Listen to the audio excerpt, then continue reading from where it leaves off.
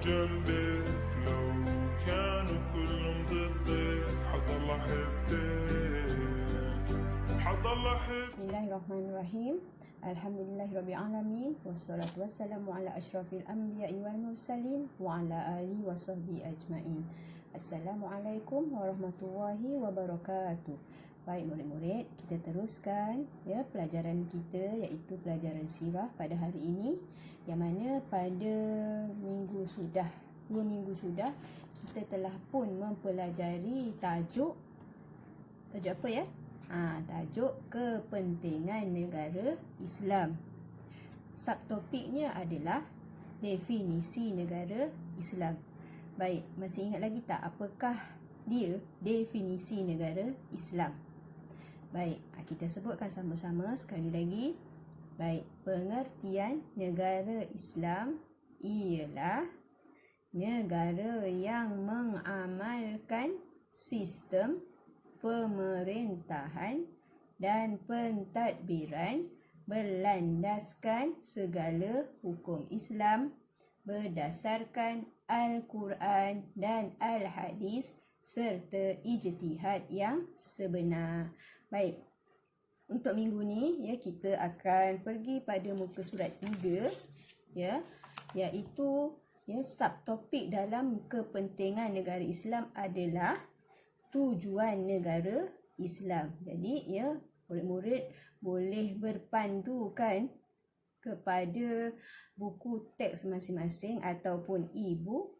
Siapa yang dah dapat buku teks boleh gunakan buku teks anda. Yang tidak ada buku teks boleh menggunakan e-book. Lihat pada muka surat yang ketiga, iaitu tajuk hari ini adalah tujuan negara Islam. Baik murid-murid, setelah kita mengetahui apakah definisi negara Islam, jadi seterusnya kita lihat tujuan negara Islam.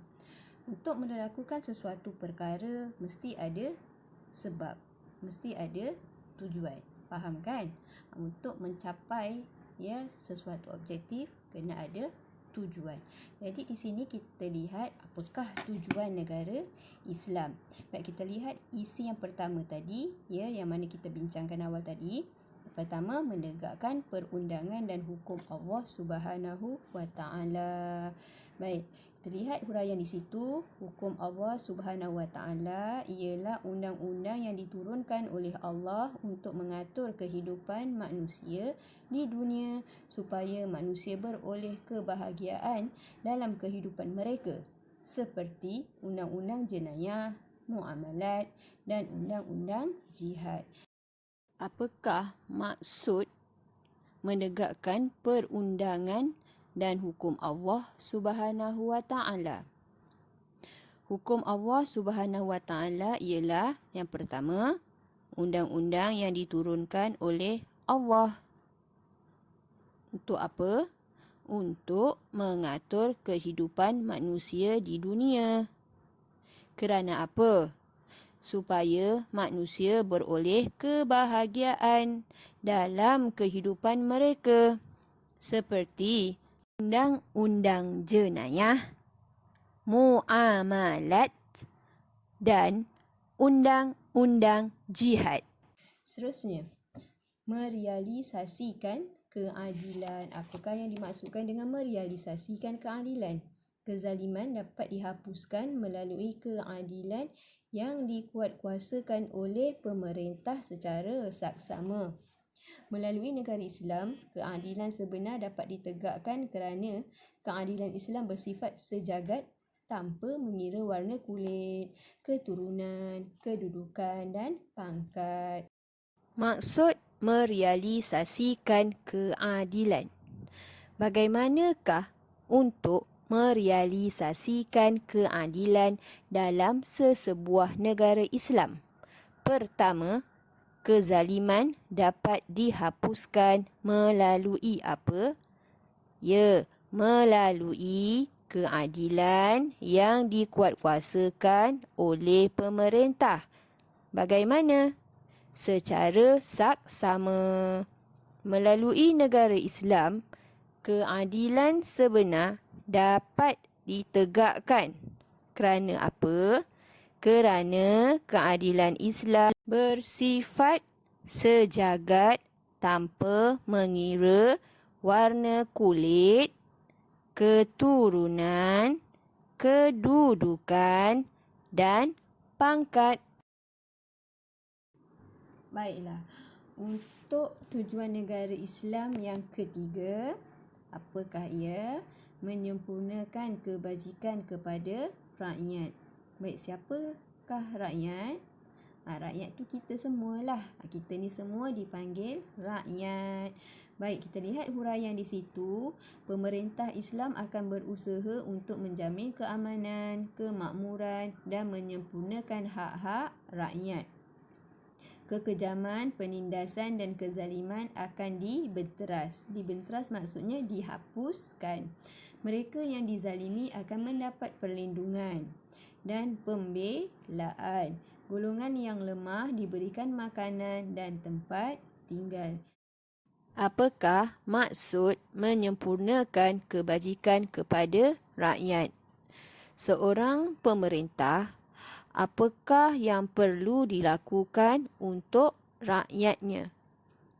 Pemerintah Islam akan berusaha untuk menjamin keamanan, kemakmuran dan menyempurnakan hak-hak rakyat.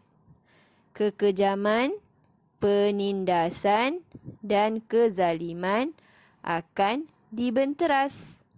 Mereka yang dizalimi akan mendapat perlindungan dan pembelaan. Golongan yang lemah diberikan makanan dan tempat tinggal. Seterusnya, kita lihat pada firman Allah Subhanahu Wa Taala di dalam surah Al-Hajj ayat 41 yang berkaitan dengan negara Islam. Yang mana undang-undang Allah ini telah disebutkan di dalam surah Al-Hajj. Baik, kita baca sama-sama. Bismillahirrahmanirrahim. Allazina immakkannahum fil ardi aqamus salata wa atuz zakah wa amaru bil ma'rufi wa nahawu 'anil munkar. Walillahi akibatul umur. Yang bermaksud, apakah maksudnya? Iaitu orang-orang yang jika kami teguhkan kedudukan mereka di bumi, nescaya mereka mendirikan sembahyang, menunaikan zakat, menyuruh berbuat ma'ruf. Ma'ruf ni adalah kebaikan, dan mencegah dari perbuatan yang mungkar, dan kepada Allah lah kembali segala urusan.